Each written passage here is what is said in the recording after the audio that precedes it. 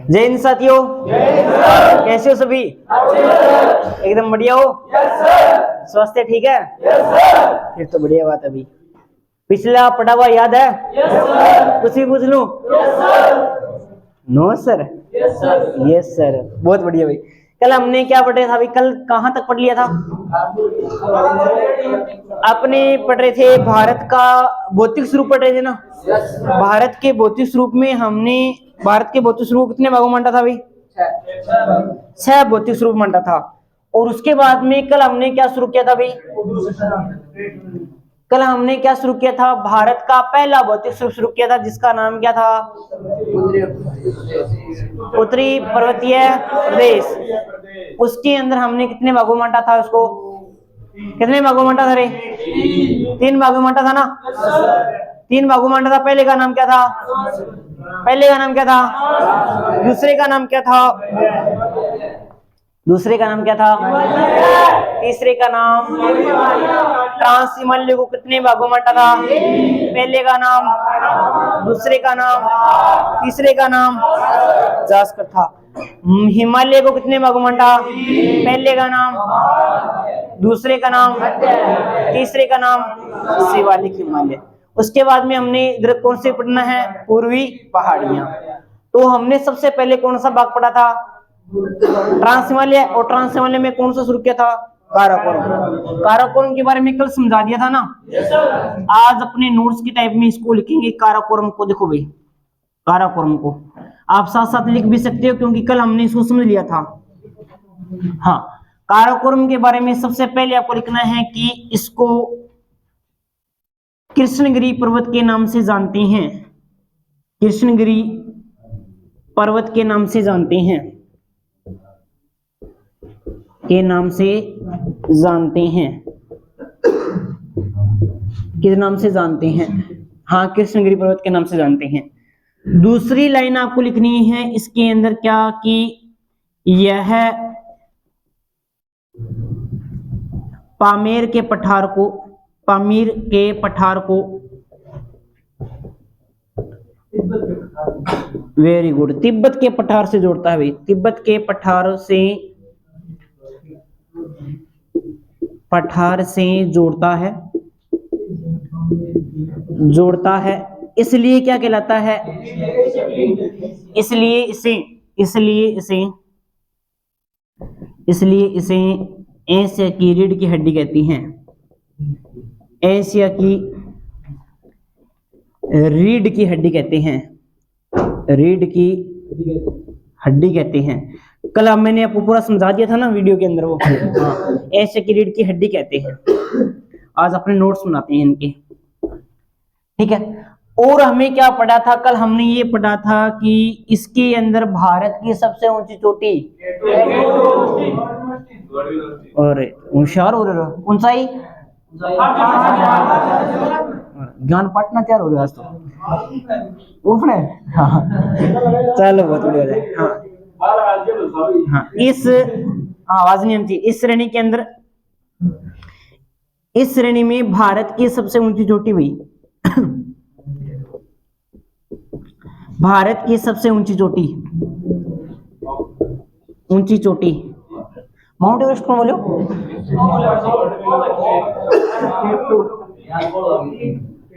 ऊंची चोटी।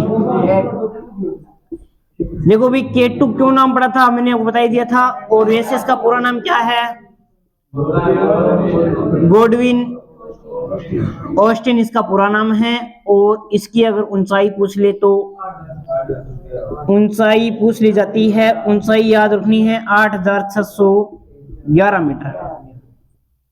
बहुत बढ़िया। अब देखो भी, ये जो चोटी है वो किसके अंदर आती है भाई? यह चोटी है वो पाक अधिकृत क्षेत्र के अंदर आती है भाई। पाक अधिकृत क्षेत्र के अंदर आती है। अधिकृत क्षेत्र में आती है। क्षेत्र में आती है। ये बात आपको ध्यान में रखनी है। कैसे आती है वो हमने कल चर्चा कर ली थी, ठीक है। उसके बाद में देखो, मैंने आपको बताया था कि इस श्रेणी के अंदर, इस श्रेणी में एशिया का सबसे बड़ा ग्लेशियर, एशिया का सबसे बड़ा ग्लेशियर सबसे बड़ा ग्लेशियर, ग्लेशियर नाम क्या है? सियाचिन। सियाचिन स्थित अभी, हाँ सियाचिन, सियाचिन स्थित है। ये बात भी मैंने आपको बता दी थी। सियाचिन के अंदर ही सबसे ऊंची युद्ध भूमि बनी हुई है। सियाचिन में ही सबसे ऊंची युद्ध भूमि बनी हुई है अभी, भूमि युद्ध भूमि है, ये आपको ध्यान में रखनी है। और उसके बाद में अगर हम और बात करें तो सियाचिन से के पर, सियाचिन के अंदर खड़े होकर कितने देशों पर नजर रखी जा सकती है? 3 देश कौन कौन से थे? पाकिस्तान, भारत और चीन। तो इसको क्या है कि 1984 से पहले सियाचिन पर किसका अधिकार था? फिर 1984 ने सोचा, भारतीयों ने सोचा कि ऐसे तो पार नहीं पड़ेगी, अपने को अधिकार करना पड़ेगा क्योंकि ये तो बड़ी काम की चीज है। तो 1984 के अंदर भारतीय सेनाओं के द्वारा एक ऑपरेशन चलाया गया था। उस ऑपरेशन का नाम क्या था? ऑपरेशन मेघदूत था। और ऑपरेशन मेघदूत चलाकर भारतीय सेनाओं ने सियाचिन पर अधिकार कर लिया था। वर्तमान में भारतीय सेनाओं का अधिकार है। इस बात को भी अपने लिखते हैं, याद दिखाई दे रहा है?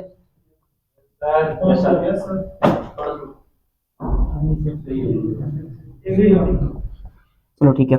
सियाचिन में सबसे ऊंची युद्ध भूमि बनी हुई है, युद्ध भूमि है। उसके बाद में देखो भी सियाचिन पर 1984 से पहले, 1984 में किसी की मृत्यु हुई थी, याद आ रहा है क्या? हाँ, से पहले भारतीय से पहले पाकिस्तान सेना का अधिकार था, सेना का अधिकार था,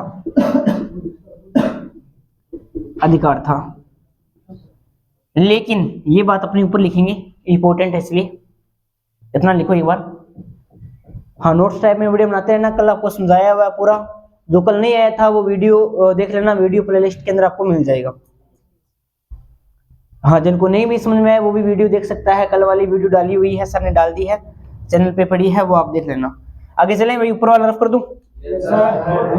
हाँ, ऊपर वाला थोड़ा सा रफ कर देता हूँ ना, ऊपर लिखते हैं अपने। और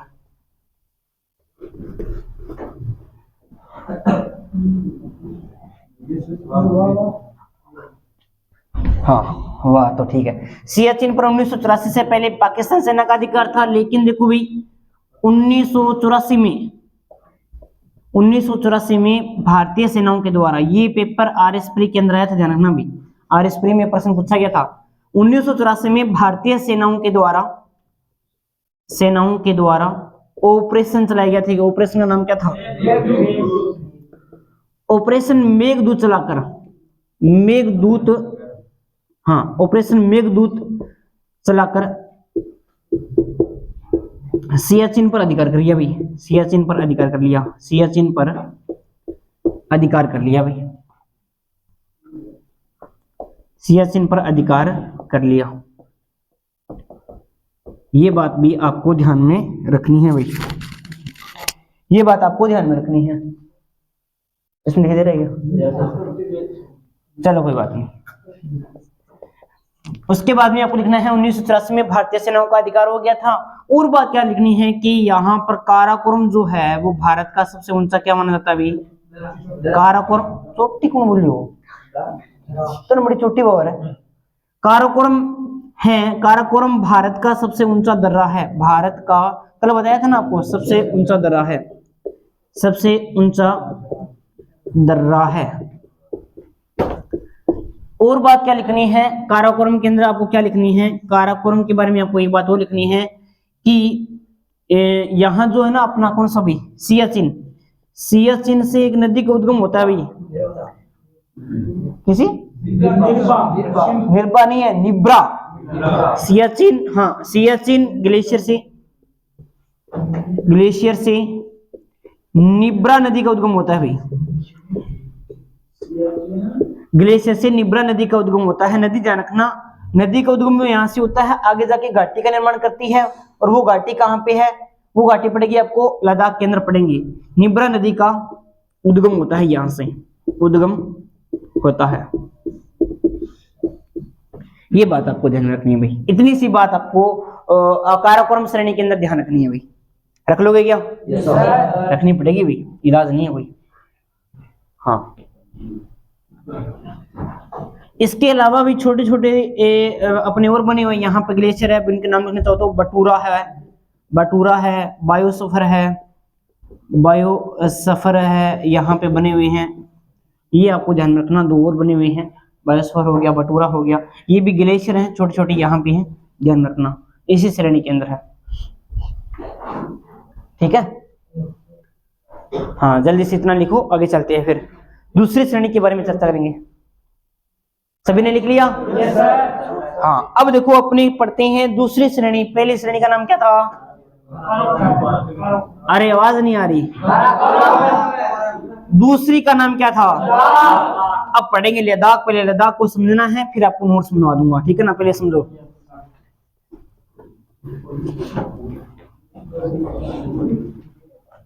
अब पढ़ते हैं लद्दाख। पहले समझना है आपको आराम से। यहां पे शुरू करते हैं लद्दाख।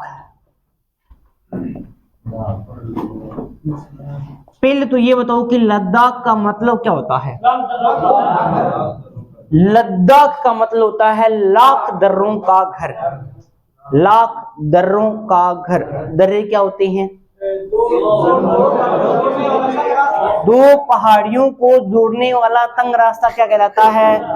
दर्रा कहलाता है। जहां पर एक से ज्यादा दर्रे होते हैं, यानी लाखों दर्रों का एक समूह है, इसलिए यहां इसको क्या नाम दे दिया? क्या नाम दे दिया भाई? लद्दाख नाम दे दिया था। ठीक है ना? ये बात आपको थोड़ा सा ध्यान में रखना है। तो लद्दाख का मतलब क्या होता है? लाख दर्रों का घर। लाख दर्रों का घर। लाख दर्रों का घर क्या कहलाता है? लद्दाख कहलाता है। फिर ये बात आती है कि यहाँ पर ऊंची चोटी का नाम क्या था? देखो, लद्दाख में स्थित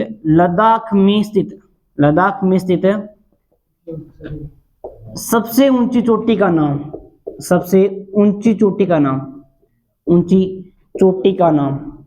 चोटी का नाम क्या नाम हो जाएगा भाई? नाम है राकापोसी। राकापोसी। याद कैसे करना है, याद करने का तरीका भी बता दूंगा, एक बार समझते जाओ। ऊंचाई पूछ ली जाती है, ऊंचाई पूछ जाती है। हाँ, पुराने वालों को कराया है ना, पुराने वालों को कराया है, याद आ रहा है, बिल्कुल, बहुत बढ़िया भाई। हाँ, जिन्होंने क्लास लगाई थी उनको तो याद है बढ़िया तरीके से ना। हाँ, याद कैसे रखना है बता देंगे, थोड़ा सा धैर्य रखें। उसके बाद में आपको ये ध्यान में रखना है कि ये जो लद्दाख के अंदर जो राकापोसी जो चोटी है वो क्या है भी? लद्दाख में स्थित राकापोसी जो चोटी है, स्थित राकापोसी चोटी सर्वाधिक तीव्र ढाल वाली चोटी है। सर्वाधिक तीव्र ढाल वाली। अब इसका मतलब क्या हुआ भाई? खड़ी है, तीव्र ढाल वाली चोटी है ना? तीव्र ढाल का मतलब हो गया इस प्रकार से, इस प्रकार से, यानी यहां से अगर थोड़ा सा भी पानी डाल देना तो नीचे होगा, पानी ऊपर है, पानी ऊपर फेंकने चीज नीचे होगी है। हाँ, अगर किसी चीज को 11.8 किलोमीटर प्रति सेकंड के हिसाब से 11.2 किलोमीटर प्रति सेकंड के हिसाब से फेंका जाए ना, तब वो गुरुत्वाकर्षण शक्ति को पार करके हाँ फिर आगे चली जाती है, फिर वापस नहीं आएगी। ठीक है ना? ये बात आपको ध्यान में रखना है। तो ये सर्वाधिक तीव्र ढाल वाली चोटी है, जैसे आपने पढ़ा होगा। क्या चीज? हाँ, सुनो मेरी बात सुनो। जैसे अपने पढ़ते हैं कि आज माउंट एवरेस्ट को किसी ने फतेह किया है, आज इस चोटी को किसने फतेह किया है, उसी प्रकार से लद्दाख के अंदर जो राकापोसी है उसको कोई फतेह नहीं कर सकता है, क्योंकि इसमें चढ़ना बहुत ज्यादा दुर्लभ है, क्योंकि ये बिल्कुल सीधी है। अब ये सीधी दीवार है, मान लो इस दीवार पे चढ़ना कितना मुश्किल होगा भाई। इसी प्रकार से ये तीव्र ढाल वाली चोटी, यानी बिल्कुल इसकी जो खड़ाई है वो बिल्कुल 90 डिग्री के आसपास है ना, बिल्कुल खड़ी है ये, इस पर चढ़ा नहीं जा सकता। तो ये लद्दाख में स्थित राकापोसी चोटी है, वो भारत में सर्वाधिक तीव्र ढाल वाली चोटी है। ये बात भी आपको ध्यान में रखनी है। सर्वाधिक तीव्र ढाल वाली चोटी पूछे तो राकापोसी कहाँ पे है? लद्दाख के अंदर। लद्दाख किसका भाग है? अरे भाग किसका है? ट्रांस हिमालय का भाग है। किसका गया? ट्रांस हिमालय की 3 श्रेणियां थी ना, दूसरी श्रेणी तो पढ़ रही है अपनी, ये बात ध्यान रखना है, ठीक है। उसके बाद में आपको क्या ध्यान में रखना है, आगे और बात करते हैं। ये जो लद्दाख का जो पठार है वो भारत का सबसे, लद्दाख का पठार तिब्बत के पठार का भाग है। पहले तो ये बात करते हैं, तिब्बत के पठार का भाग है, तिब्बत के पठार का भाग है, इसलिए इसे क्या कहते हैं, इसे मिनी तिब्बत के नाम से जानते हैं, इसे मिनी तिब्बत के नाम से जानते हैं। जैसे एक बड़ा भाग हो गया और इसका एक छोटा भाग होता है, तो इसे हम क्या बोलते हैं? मिनी बोलते हैं ना। एक तो बहुत बड़ा विस्तार हो गया, उसका छोटा सा भाग अपने यहाँ पे फैला तो मतलब छोटा मिनी, तो देखो इसलिए इसे मिनी तिब्बत के नाम से भी जानते हैं, ये बात तो आपको ध्यान रखनी है। भारत में फैला हुआ सर्वाधिक भाग पर फैला हुआ कौन सा पठार है भाई? लद्दाख का पठार। भारत में फैला हुआ सबसे बड़ा पठार कौन सा हो जाएगा भाई? अभी वीडियो का जो पेपर हुआ था ना, उस वीडियो वाले पेपर के अंदर आया था कि भारत का सबसे बड़ा पठार कौन सा है? लद्दाख का पठार। भारत का सबसे बड़ा पठार कौन सा हो जाएगा भाई? लद्दाख।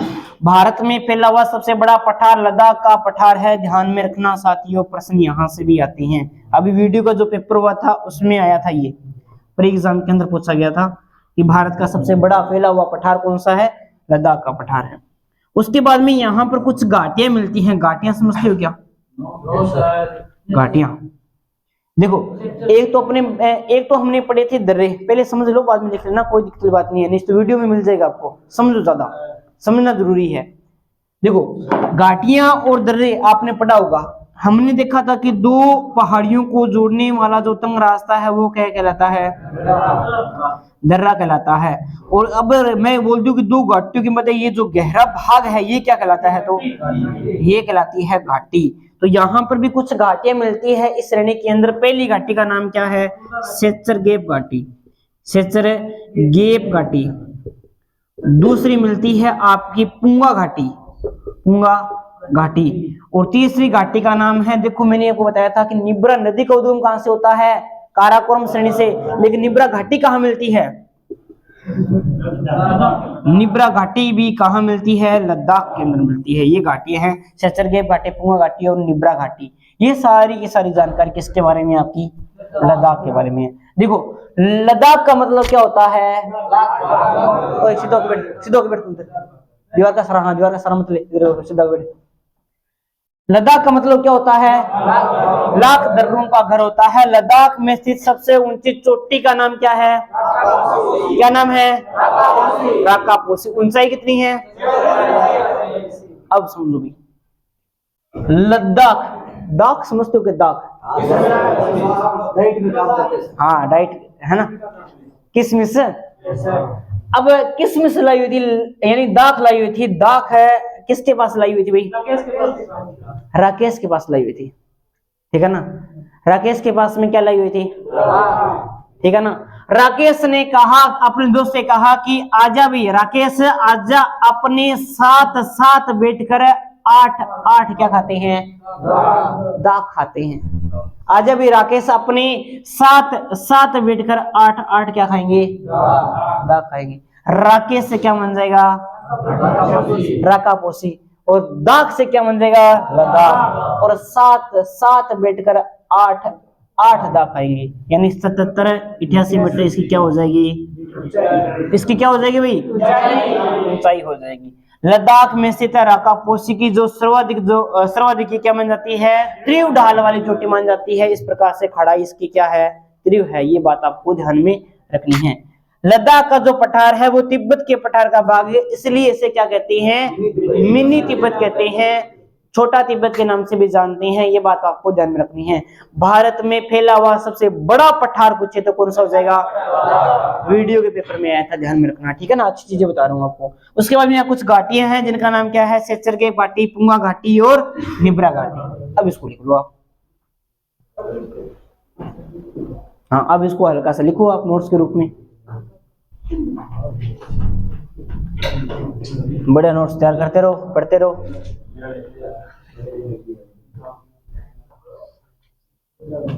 लिख लिया? हाँ, जब समझा रहा था तब तो लिख रहे थे तुम लोग। लिखने के लिए टाइम देता हूँ मैं आपको। अच्छा, पहले हम लिख लोगे। हाँ, जो चीज नहीं मिली वो ऐड करते जाना, क्योंकि पहले थोड़ा शॉर्ट करवाया था आपको, अभी थोड़ा डीप चलेंगे अपनी। काराकोरम दर्रा किसको जोड़ता है? भारत को चीन से जोड़ता है व्यापार के लिए। अरे दर्रे करवाएंगे, थोड़ा सा धैर्य रखो, अलग टॉपिक अपनाएगा। हाँ, कोई बात नहीं, हाँ थोड़ा सा रुको, है ना।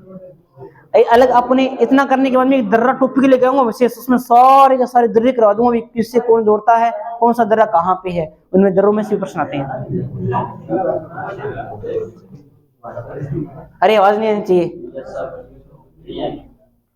सीधा लिखो। लिख लिया गया? हाँ, तो फिर अपने आगे चलते हैं। हाँ, एक बार और बता दो, लद्दाख का मतलब क्या होता है? लाख दर्रों का।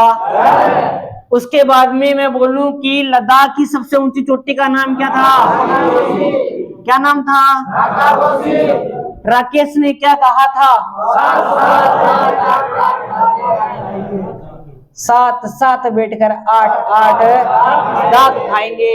लद्दाख के पठार की सबसे ऊंची चोटी का नाम? ऊंचाई 7, 7, 8, 8। अगर मैं पूछूं काराकोरम की सबसे ऊंची चोटी का नाम? ऊंचाई 8,611 मीटर। भारत की सबसे ऊंची चोटी का नाम? भारत में स्थित सबसे ऊंची चोटी का नाम? अरे मेरी बात सुनो, K2 है वो विवादित बन जाती है, वो पाक अधिकृत जम्मू कश्मीर के अंदर स्थित है ना, वो विवादित भारत की सबसे ऊंची चोटी बन जाती है। भारत में स्थित वर्तमान में सबसे ऊंची चोटी का नाम पूछे तो कंचनजंगा। कंचनजंगा की ऊंचाई कितनी है?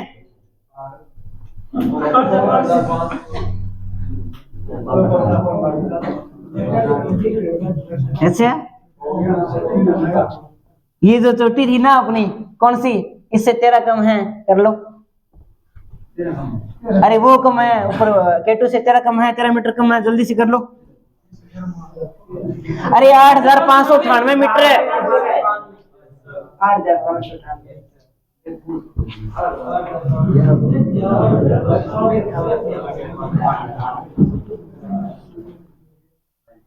कोई बात नहीं, बताएंगे आपको, चोटियों का क्रम भी बताएंगे, चोटी भी बताएंगे, सब कुछ बताएंगे।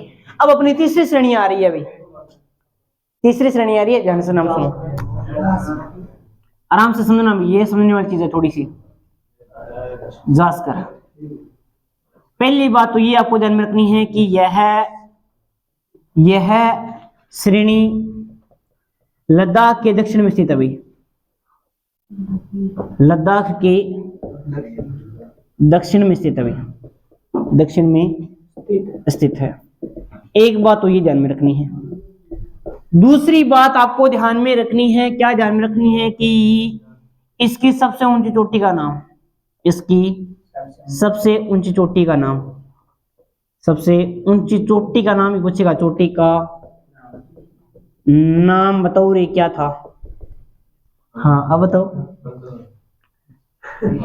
कौन बोले हो? कंचनजंगा कौन बोले हो?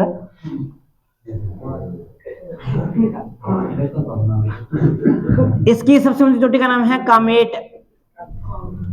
कामेट कहां पड़ती है? यूके के अंदर पड़ती है, उत्तराखंड के अंदर पड़ती है। नाम लिख देता हूं आप, यूनाइटेड किंगडम में सुन लो, उत्तराखंड। हाँ, उसके बाद में अगर आपसे पूछे कामेट की ऊंचाई कितनी है, इसकी जो ऊंचाई है साथियों वो है आपकी 77-55 मीटर। 77-88 मीटर किसकी ऊंचाई थी? 77-55 किसकी है? कामेट की। कामेट किस श्रेणी की सबसे ऊंची चोटी का नाम है? जास्कर की सबसे ऊंची चोटी का नाम कामेट। कहां पड़ता है? उत्तराखंड। ऊंचाई कितनी है? 7,755। ये ध्यान रखना है। अब समझो, यहां पर भारत का सबसे ठंडा स्थान पड़ता है अभी। अरे वाह, होशियार हो गए तो बादाम खाओगे आजकल? घमंड को नहीं, बहुत बढ़िया बात है फिर तो। हाँ, भारत का सबसे ठंडा स्थान भाई, भारत का सबसे ठंडा स्थान, ठंडा स्थान ये कौन कौन सा हो जाएगा भाई? द्रास। किस श्रेणी के अंदर पड़ता है? द्रास का श्रेणी के अंदर पड़ता। देखो यहाँ पे छोटा सा मैप बना रहा हूं, एक समझने का प्रयास करना थोड़ा सा।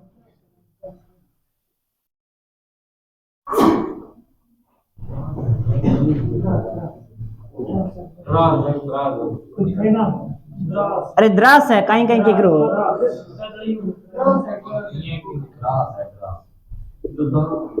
द्रास दवात वाला है ना, समझने का प्रयास करना। अब को नहीं बात नीचू करनी को नहीं, पूरा काम लेना है। कहां तक आ रहा है?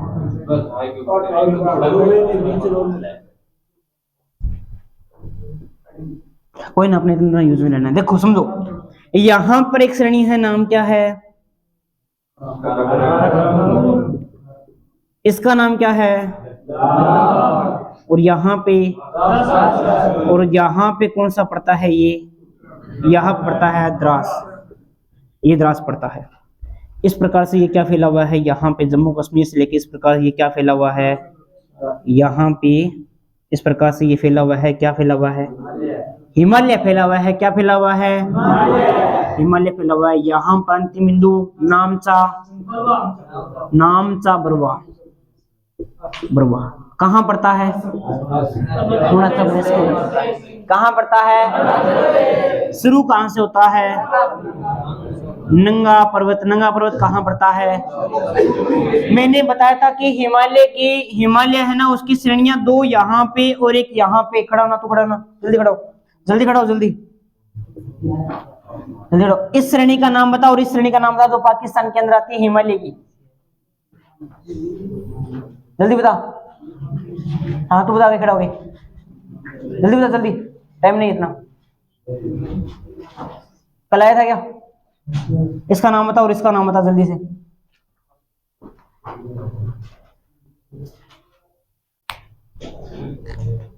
तुम क्लास में कब से नीचे मुंह करके बैठे हो? कभी इधर जा रहा था, कभी इधर जा रहा है। तुम्हारा है पढ़ने का मन नहीं है क्या? तुम्हारा पढ़ने का मन है या नहीं है? ये तो बता दे, है क्या? टाइम चला गया ना, वापस नहीं आएगा टाइम ये। और आज नहीं तो कल फिर पढ़ना पड़ेगा, धक्के खा के पढ़ना पड़ेगा अगर जूब लगना है तो। और ये जो कंटेंट करवा रहा हूँ ना आपको, आरएस लेवल का करवा रहा हूँ मैं आपको, ठीक है? आरएस का पेपर देख लेना और ये कंटेंट देख लेना अपना। और जो छोटी मोटी जो भर्ती दोगे ना तुम्हें, ये एसएससी जीडी वगैरह हो गई, या ये राजस्थान, ये दिल्ली पुलिस वगैरह होगी, नाच नाच के पास कर दोगे अगर पढ़ोगे तो। भी खुद के साथ में धोखा मत करो भी। मेन बात ये है, अगर नहीं पढ़ाई में मन लग रहा है ना, बाहर जाओ, घूमो इधर अपने, बढ़िया पैदल घूम लो इधर, और क्या है? नहीं तो घरे बापू ने सारो लगाओ खेती कमा, और तो क्या करोगे फिर? भी पैसा बहुतों का कमाई जाए, पता ही है नहीं। घर में फोन करके बापू 5000 गाल दियो, आज 7000 गाल दियो, और बे बेचारा ओका ओका हो गए, कितनी फोन करेगा? 200 दिया, 2000 दिया, छोरा फोन करियो, घर ना खत्म करना है, और छोरो उठा गई, मजा ले। बात सुटेबल को नहीं भाई। या तो उनको हक दो आप, जितना वो मेहनत करे है ना, भी खेती बाड़ी में सुबह जावे, शाम ना इतनी पोगी मांगी, रात ना पानी लगावा, ठंडा पग मां रखा है, थोड़ो तो सोचो बांग घर का नहीं, थोड़ो सो सोच लियो। इतनी मेहनत करके मां अपन पढ़ाना रहे हैं, फिर सुबह तो घूमना है। एक एक रुपये जोड़ोगा नहीं देते थे तो धंधा लगा वो भी किया गरड़ा किया बेचता अपना 5000 बेचा माना जाना है, मेकमा नहीं मान जाना है। एक एक रुपये को तो कमाई जाए। अभी भी टाइम है, पढ़ लो। हम उम्र यहाँ आपा ज्यादा कोई डिफरेंट को नहीं थे, बैठा खड़े और माठा खड़े उम्र आज की दूरी है नहीं, इन पार करना था ना 10 साल लग जाएगा। ये तो खुद सोचो भी, हम उम्र को माने पढ़ाना आ रही हो, मैं अट बैठे पढ़ना आ रहा भी, इसो के टैलेंट है भाई। अब भी तो दिमाग तो सर के पास में एक्सरसाइज ही होता है ना। हाँ, 1412 1350 या 1450 ग्राम का लगभग होता ही है ना। ये 1400 ग्राम का मान लो भी, 1400 ग्राम को आपके पास में, 1400 ग्राम का मेरे पास में है, तो ये क्या बात हुई भी? आप वहां बैठे और मैं यहाँ बैठा हूँ भाई। थोड़ा सा भी पढ़ा करो भाई। मेरे का कहने का उद्देश्य ये है कि आप थोड़ा सा पढ़ा करो, और वैसा खुद के साथ में धोखा मत करो। आप भी नहीं पढ़ाई में मन लगे ना, आप 2 घंटे पढ़ लो, और नहीं पढ़ाई में मन लगे आराम से जाके आप जहां भी है भी, और ना या तो परला पास हो जो, ना तो इल्ला पास हो जो। ना पढ़ाई मन लगा तो खेती खाती कर लियो, कोई ढंग भी काम है बजूगा। अनिस तो फिर आप पढ़ाई में ध्यान दे दीजिए, जबर इसको पढ़ लियो कि अपने कोई पढ़ी ना सके। ठीक है, कल पढ़ हुआ नहीं? Yes sir. बैठ जाओ। अब सुनो भी बात अपने, यहाँ पे पढ़ता है, ये क्या पढ़ता है? अच्छा इसका नाम बताओ भी जल्दी से। सुलेमान। और इस दूसरे का नाम किरथिर। और यहाँ पे कौन सा गांठ थी? पामेर की गांठ, जिसे क्या बोलते हैं? विश्व की छत बोलते हैं। विश्व की क्या बोलते हैं? छत। और यहाँ से टियान सेन पर्वत है, यहाँ से हिंदुकुश पर्वत है, और यहाँ से कुनलुन पर्वत है। हाँ ये हुई ना बात, ऐसे आया करो आंसर। अब देखो यहाँ पे पड़ता है द्रास्तान पड़ता है। अब कहने का मतलब है कि ये सबसे ठंडा क्यों है? यहाँ पे इतना एरिया सबसे ठंडा क्यों है? जिसको अपन बोलते हैं ना भारत का शीत मरुस्थल बोलते हैं। इनको क्या बोलते हैं? शीत मरुस्थल बोलते हैं। क्यों बोला जाता है भाई? शीत मरुस्थल बोलते हैं ना इनको, भारत का शीत मरुस्थल बोलते हैं। क्यों बोलते हैं भाई? तापमान कम होने का कारण क्या है? रीजन क्या है? ऊंचाई, ऊंचाई ज्यादा है। अच्छा और कोई कारण? देखो यहाँ पे पड़ता है साइबेरिया। साइबेरिया। अब यहां से क्या आता है कि साइबेरिया के अंदर जब यहाँ पे सर्दी होती है तो इस प्रकार से हवाएं चलती है, ठंडी हवाएं चलती है, शीत हवाएं चलती है। इस प्रकार से हवाएं चल रही है। ये कैसी हवा है? शीत पवनी है। ये कैसी पवनी है? शीत पवनी है। जब यहाँ से साइबेरियन शीत पवनी चलती है ना, तो वो आती है इस भाग से टकराती है, यहाँ पे टकराती है। किससे टकराएगी भाई? हिमालय से। अब हिमालय से टकराने के बाद में वो यही रह जाती है, आगे नहीं बढ़ पाती। इस प्रकार से यहाँ से वापस हो जाती है। तो इतने इतने भाग के अंदर क्या होती है? ठंड होती है, सर्दी होती है। ये रीजन है। अगर यहाँ पर हिमालय नहीं होता ना, तो पूरे के पूरे आज भी अपने यहाँ पे जैसा मौसम है ना, वहां मतलब 12 महीने ऐसे रहता। जैसे लद्दाख के अंदर होता है, काराकोरम के अंदर होता है, जम्मू कश्मीर के अंदर है, उत्तराखंड के अंदर है ना, वैसे वैसा जो मौसम है वो अपने यहाँ पूरे भारत के अंदर देखने को मिलता।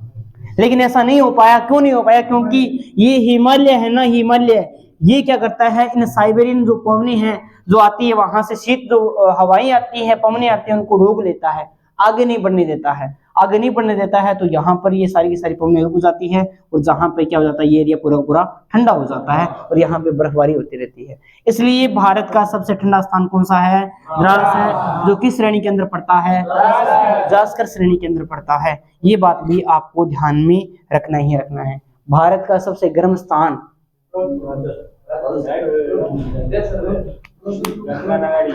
भारत का सबसे गर्म स्थान पहले तो था चूरू, लेकिन अगर करंट की दृष्टि से देखें तो कौन आ जाएगा? गंगानगर आ जाएगा। किताबों में अभी गंगानगर नहीं छपा है, क्योंकि देखो कोई भी मामला, वर्षा के मामले में गंगानगर 1 नंबर, गर्मी के मामले में 1 नंबर, आंधी के मामले में भी 1 नंबर, और अभी शीत के अंदर मतलब जो अपने ना सर्दी के मामले में भी माउंट आबू को पछाड़ते हुए नंबर 1 पे आ गया है ना। तो माउंट आबू देखो, माउंट आबू के अंदर शीत लहरें चलती रहती है। वहां का तापमान रहता है लगभग 4 या 5 डिग्री तक, 7 डिग्री तक रहता है। अब भी नीचे आ गया, हाँ 3 डिग्री के आसपास आ गए थे ना अपने, तो वहां का 5-6 डिग्री तापमान रहता है। तो आजकल गंगानगर को नंबर 1 पे आने की आदत हो गई है। मेरी बात यही है। चलो कोई बात नहीं, ये समझे क्या ये ठंडा क्यों है, ये सारी चीजें। हाँ चलो भी आगे चलती हैं अपनी, थोड़ा सा आगे और चलती हैं। अब समझो भी अपनी।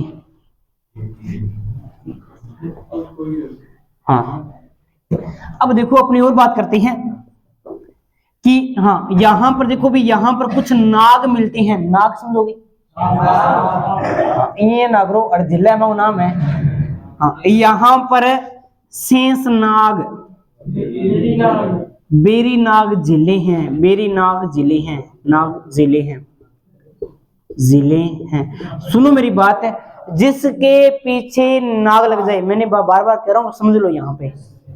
अरे आप कोई लिखता दिख गया ना मेरे को, वो भट्टी देख लिया, पहला समझ लो रामू। अगर बाद में लिखने टाइम दे दूंगा, नहीं तो वीडियो में देख के देख लिया, नोट शेयर कर लिया। अब तो यार समझ में ना आयो तो फिर क्या जो गोरेशो समझो। जिसके पीछे नाग लगा हुआ ना, जिसके पीछे नाग लगा हुआ, वो सारी की सारी जिले कहाँ पे मिलेगी? जम्मू कश्मीर के अंदर मिलेगी। कहाँ मिलेगी? नाग आजे, नागिन आजे, दोमुआल बंडी आजे, हैं सारी की सारी इकट्ठे मिलेगी। हाँ सपेरू आजे, सारी की सारी इकट्ठे मिलेगी जम्मू कश्मीर में। जिसके पीछे ताल लगा हो, जिसके पीछे ताल लगा हो वो सारी की सारी जिले उत्तराखंड के अंदर मिलेगी, लेकिन दो ताल को छोड़कर, एक सूरज ताल को छोड़कर, एक चंद्र ताल को छोड़कर, दोनों की दोनों हिमाचल प्रदेश में, बाकी सारे जिले कहाँ हैं? जैसे नैनीताल हो गया, सातताल हो गया, भीमताल हो गया, राक्षस ताल हो गया, ये सारी की सारी जिले कहाँ हैं? उत्तराखंड में। कंफ्यूज तो नहीं होंगे ना? ठीक है। अब देखो यहाँ पर दो जिले, एक नाम है शेषनाग, दूसरे का नाम क्या है? बेरीनाग। शेषनाग झील से एक नदी का उद्गम होता है। शेषनाग झील से किस झील का निर्माण होता है? शेषनाग झील से झेलम नदी का उद्गम होता है। झेलम नदी का, अरे रुक जो ठेव सड़क हुआसी सो क्या मांझा, ठंड में लगेगी बहुत। झेलम नदी का उद्गम होता है, उद्गम होता है। शेषनाग झील से झेलम नदी का उद्गम होता है। झेलम नदी आगे जाके क्या करती है? झेलम नदी वुल्लर झील का निर्माण करती है। वुल्लर झील का निर्माण करती है। वुल्लर झील का निर्माण करती है। और वुल्लर झील क्या है? भारत की, ये हुई ना बात। भी भारत की सबसे बड़ी मीठे पानी की झील वुल्लर झील, भारत की सबसे बड़ी मीठे पानी की झील, भारत की सबसे बड़ी मीठे पानी की झील, बड़ी मीठे पानी की झील, मीठे पानी की झील, इसका नाम क्या हो जाएगा भाई? वुल्लर झील कहाँ पड़ती है? जम्मू एंड कश्मीर के अंदर पड़ती है। श्रेणी पूछ ले तो जास्कर के अंदर पड़ती है। अगर मीठे पानी की बात आगे थोड़ी खारा पानी की भी बात कर लिया नोट में। हाँ, भारत की सबसे बड़ी खारे पानी की झील, बड़ी खारे पानी की, खारे पानी की झील, ये हो जाएगी आपकी चिल्का। और चिल्का कहां पड़ता है? उड़ीसा। ठीक है। चिल्का याद ना रहा है तो एक अपना शब्द है चिलकड़ियों। हाँ, चिलकड़ियों की याद रह जाओ, चिल्का याद रह जाओ। ठीक है ना। चिल्का झील कहां पड़ती है? उड़ीसा के अंदर पड़ती है। खारे पानी की सबसे बड़ी झील मान जाती है, तो मीठे पानी की झील वुल्लर झील मान जाती है। ये बात भी आपको ध्यान में रखनी है। एक बात और याद रखना यहाँ पे कि जास्कर व लद्दाख के मध्य, लद्दाख को कौन सी नदी दो भागों में बांटती है? अरे आवाज नहीं आ रही। जास्कर व लद्दाख को सिंधु नदी दो भागों में बांटती है। सिंधु नदी दो भागों में बांटती है। पेपर फर्स्ट ग्रेड के अंदर पूछा गया था। दो भागों में बांटती है, दो भागों में विभाजित करती है, विभाजित करती है। बहुत बढ़िया भाई। ये आपको सारी चीजें ध्यान में रखनी है। ये सारी जानकारी किसके बारे में है? जास्कर के बारे में है। अब इसको लिखो आप आराम से।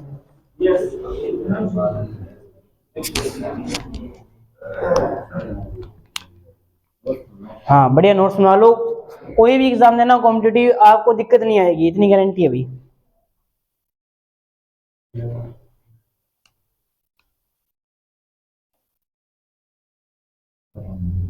तो नहीं बना रहा नोट्स? बना दी। जन्म होशियार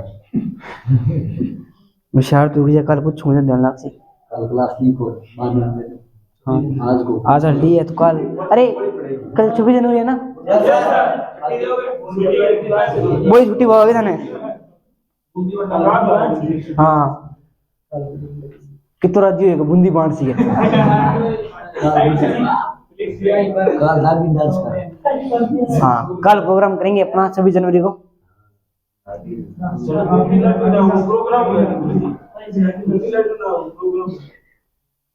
अरे इन तो खोलना हो रहा है, डालडा घी आ गई अभी। हाँ, गगन। हाँ, जल्दी लिखो भी थोड़ा सा। जो पहला क्लास होती थी इतने होल को क्या पहला लगता है कि मजा आता था। तो रिकॉर्ड भी तो होना है।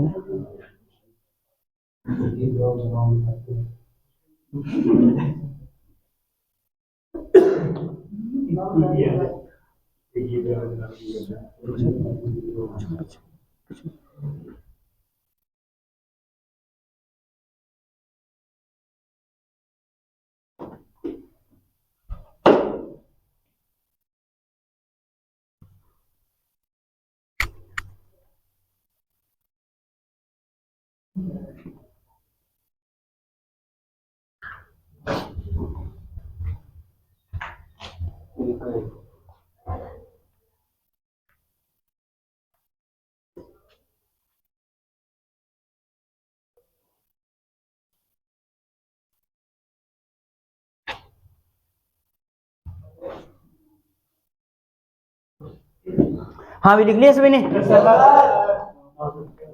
नहीं लिखा?